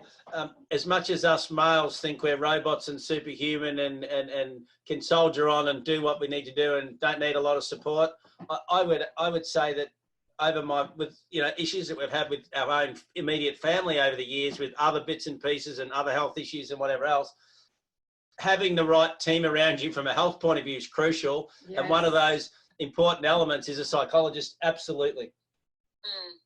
Yeah, I would say it up there at the moment as you've got your accountant, you might have your business coach, you might have yoga teacher. I think it needs to be part of that team in terms of getting out the other side of this situation in good shape, in a way to be able to then take advantage of what I think will be a lot of opportunity that's coming potentially next. Yeah. But you've got to be mentally sort of quite, health. You've got to be mentally healthy to be able to navigate your way through what's going on here, and what's going to come in a few months of lockdown, and to get out the other side. Yeah. Yeah. No, that is so true. And hence, Trace, why, as we said, all the way we've been doing all of these webinars, that we're sharing our support team with you. So, you know, Tracy, as Tracy's saying, she is a really important part of that support team. Yep. You know, it's crazy times that we're going through, and yeah, we just, as we said, we're all in there supporting each other. And on top of the team that Tracy mentioned, the other one I would suggest is HR advice, because I think that's pretty crucial in this current environment too. On top of what you mentioned, I agree 100%. And HR advice is pretty crucial as well. And I know, Adrian, EmploySure, they've had a couple of webinars, like we were talking before, about supporting employees and giving some ideas Hold on a sec, Mandy. We've got to get back to Zoom or something. We can't No, hear you. we're on Zoom. Could you talk up a bit louder? Oh, sorry. I know EmploySure have done a couple of webinars too on just giving everyone some ideas of how to get in contact and like with their employees, little games they can play, little challenges like Tracy was talking about before. So if you are looking for some ideas, might be worth jumping on their website. I know we refer back to them, but they do have some really good HR ideas around that. And free. They've got a lot of free stuff. That's what you're trying to say. It's not something you have to pay for. They've got some great free stuff on there. Yeah. Sorry, Trace, keep going. No, I've got nothing. I've got nothing else to say except for maybe. Yeah, I think someone in Gary's just mentioned in the chat box to not sweat the things you can't control. Oh, so true. There's an awful lot that we can't control right now. The only things you really can control is the routine you're going to set for your day, washing your hands, being very mindful of where you're going. Exercising, sleeping. And the rest is, sleep, what you're putting in your body. And the rest is largely out of our hands right now. So that's a damn good point, Gary. Yeah, it's a really, really challenging time. And I guess, you know, one thing that I was thinking about, particularly given this webinar had so many technical problems, probably mainly from my end, is, in a month or 6 weeks from now, I think this will feel quite different as well. So that might be another time to touch base about how everyone is going psychologically, because it's kind of still new and it's a bit novel and it's a bit like, oh, now this is a really boring holiday at home. And I think 6 weeks from now, that will feel quite different. Yeah. And Trace, actually, further to that point, I agree with you. And yes, we will get you on down the track. Thank you so much for even offering that, Trace. Yes. It's lovely. Most people are going through school holidays now. Now, often we would be this. That would be normally when we'd take a break and have whether it be an overseas or just a local holiday around the corner. My cruise got cancelled. Or a cruise that got cancelled in our case from Sydney. And that's quite deflating and mentally, that's our balance that we get in our life, is trying to have a break, once or twice a year. And to not have that pulled from under you, I've found very mentally challenging. Yeah, that's another side effect of what's going on right now. It's hard to have things to look forward to. We don't know when this is going to end. We don't know when we're going to be able to travel or see friends and family again. So, yeah, psychologically, that's a real challenge. And actually, Trace, on that note, we might rely on you to give us feedback from your. You'll be hearing things in your sessions and this and that. So we might rely on you to come back to us and say, hey, it's probably not a bad time, because based on the sessions and things, I'm feeling it's all changed and it's time to revisit it and do an update, right? Yeah, sure. And I'll make sure I've got a different technological set up. I understand your struggles there, Tracy. Yeah, you know what today you've done to me? You make me look bloody good. So thank you for that. That was my aim. I had an iPad, I've got a laptop, I don't know, buy something. I don't know what other piece of equipment I need. But, and you're younger than us. You should be right all over this. Not that much younger. But did you have anything else, Trace? It's been useful for whoever stayed on the call.